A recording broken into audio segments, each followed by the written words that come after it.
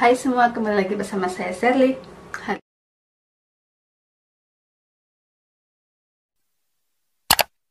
Hari ini aku mau bikin video tentang culture shock di Switzerland.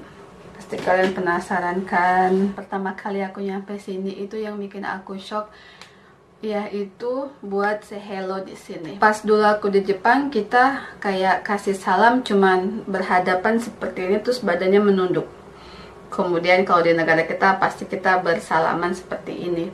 Kemudian waktu di sini aku pikir cuman say hello terus berpelukan gitu ya. Ternyata say hello di sini kalian harus mencium pipi mereka 3 kali. Kiri, kanan, balik ke kiri lagi, seperti itu 3 kali. Seperti itu. Nah, itu membuat saya agak gimana gitu rasanya. Merasa aneh. Pertama-tama saya selalu bilang, kamu mau ngapain? Enggak, seperti itu.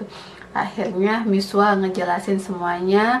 Kalau di sini, kalau mereka say hello, emang seperti itu. Dan pertama-tama, bulan-bulan pertama masih ngerasa aneh. Kemudian selanjutnya ya udahlah ya, cuman say hello aja. Tapi kadang saya juga bilang ke beberapa orang, banyak saya nggak menghargain, tapi emang itu bukan kultur saya, jadi saya masih ngerasa aneh.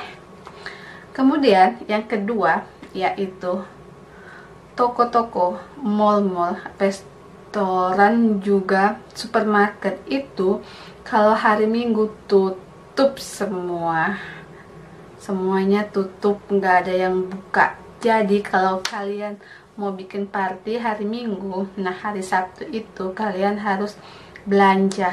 Kalau kalian nggak belanja atau kalian nggak stok makanan buat hari Minggu, dan hari Minggu kalian mau ke supermarket, itu nggak bakal bisa karena supermarketnya tutup. Dan juga supermarket di sini itu cuman buka dari hari Senin sampai hari Jumat itu sampai jam kayaknya 6:30. Terus kalau yang hari Sabtu itu cuman buka sampai jam 5 sore. Jadi kalau kalian pergi ke supermarket setelah jam itu, dijamin nggak dapet apa-apa, seperti itu. Nah, itu juga bikin aku shock dah. Sedangkan kita di Indonesia, mall kita buka sampai malam dan nggak ada matinya. Buka terus, mau hari Minggu, mau hari besar, mau hari apa, tetap buka. Sedangkan di sini bener-bener enggak. Yang ketiga yaitu hari Minggu itu semua orang pasti quality time sama keluarga mereka. Itu tuh udah kayak wajib buat mereka. Mereka bakal ngabisin waktu bersama keluarga mereka, dan hampir semua pekerjaan yang ada itu libur. Jadi kayak kalau aku pernah tanya ke guru bahasa Prancis aku dulu kenapa seperti itu, mereka bilang di sini dulu itu mereka tuh beragama Kristen. Jadi biasanya kalau hari Minggu itu mereka gunakan buat ke gereja, habis itu berkumpul bersama keluarga, kayak quality time bersama keluarga kayak gitu. Selanjutnya yaitu mereka itu sangat ramah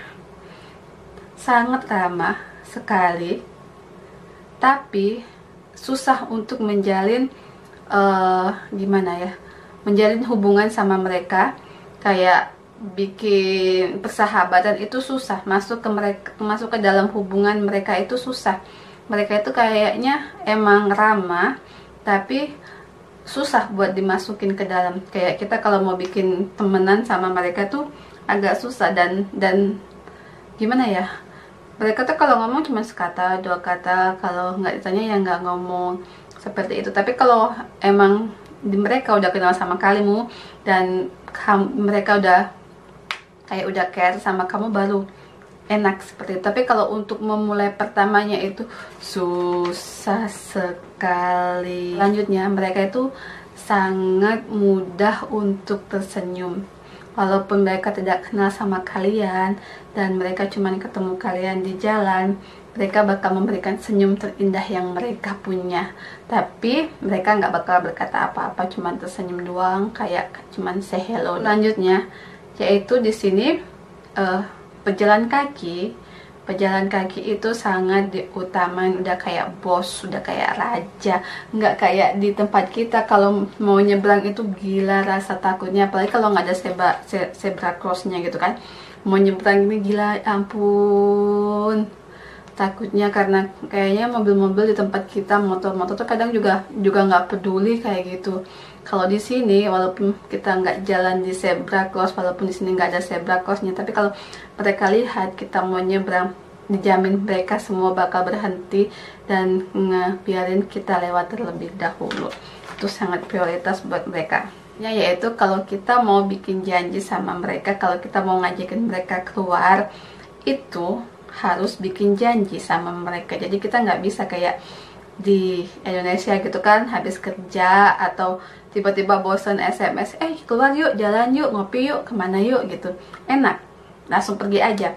Kalau di sini nggak bisa, jadi kalian harus bikin kayak appointment terlebih dahulu kah sama mereka. Mereka bakal ngecek di buku agenda mereka ada janji atau enggak, mereka bisa atau enggak ketemu, seperti itu. Ribet pokoknya.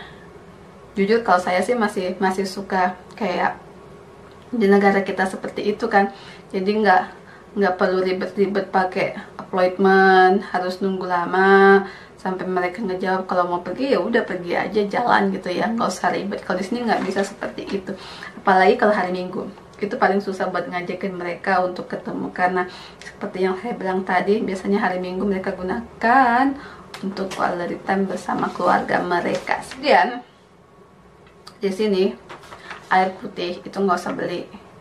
Di mana-mana di jalan-jalan itu semua banyak pancuran buat minum, dan itu semua airnya bisa diminum, nggak usah khawatir. Walaupun itu nggak dimasak, tapi itu bisa diminum. Itu airnya tuh emang bersih, emang disiapin buat minum. Jadi nggak usah beli aqua atau apa. Jadi dimanapun kalau kita lewat itu biasanya ada air minum. Itu biasanya air minumnya langsung dari gunung, seger banget seperti itu dan enak. Aku nggak tahu sih kalian tahu apa enggak. Selanjutnya yaitu bener, bule jarang mandi. Kenapa? Pertama, saya di sini juga ngelihat suami saya sendiri waktu musim dingin itu dia jarang banget mandi, paling 2 hari sekali atau 3 hari sekali. Aku tanyakan kenapa alasannya nggak mandi tiap hari.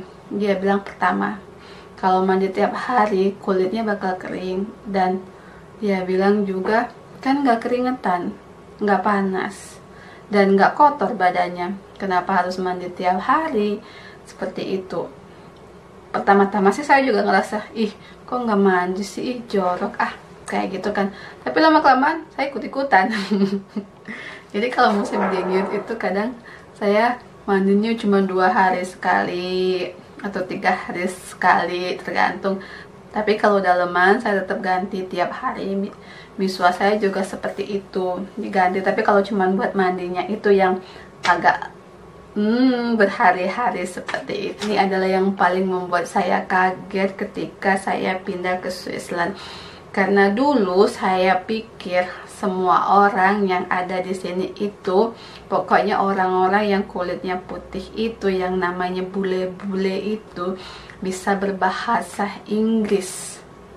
Dan ternyata enggak semua orang bule itu bisa berbahasa Inggris. Dan saya kaget waktu itu.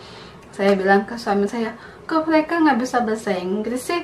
Terus suami saya bilang, emang lu pikir semua orang yang kulitnya putih bisa bahasa Inggris? Iya, aku bilang kayak gitu kan.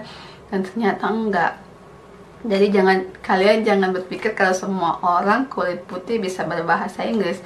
Itu enggak semuanya bisa berbahasa Inggris. Apalagi kayak saya sekarang yang tinggal nggak terlalu di kota, lumayan bisa dibilang di kampung seperti ini. Ya udah, saya cuman bertemu beberapa orang yang bisa bahasa Inggris, walaupun anak mudanya di sini, anak-anak yang sekolah itu, yang pelajar-pelajar itu, kadang mereka juga nggak bisa bahasa Inggris. Seperti itu. Jadi sekarang di sini waktu saya pertama datang itu bener-bener kayak, oh ya ampun, susah banget sih mau ngomong sama mereka. Sedangkan saya dulu cuman bisa pakai bahasa Inggris, belum bisa pakai bahasa Prancis. Jadi ya udah, kalau mau ngomong pakai bahasa tubuh. Kalau handphonenya ketinggalan nggak bisa pakai Google Translate kan, ya udah pakai bahasa tubuh. Kalau mereka nggak paham ya udah nunggu sampai suami pulang baru aku pergi lagi, seperti itu. Tapi untuk sekarang udah mulai bisa dikit-dikit bahasa Perancis, jadi ya lumayan bisa hidup. So bagi kalian yang belum pernah keluar negeri dan bagi kalian yang berpikir seperti aku dulu, semua orang boleh bisa berbahasa Inggris, itu ternyata enggak, ternyata itu salah. Nggak semua boleh bisa berbahasa Inggris. So kalau kalian suka dengan videonya, jangan lupa like, comment, and subscribe.